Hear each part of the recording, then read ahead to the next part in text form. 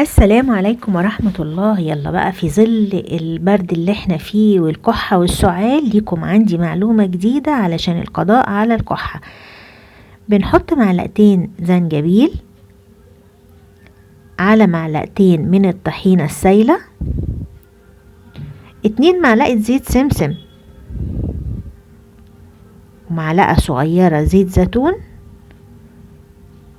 وحبة البركة معلقة صغيرة. هتقضي على الكحة تماما. عجبتك المعلومة؟ لايك وشير واكسبلور وشير الفيديو وفيد واستفيد، وسلام.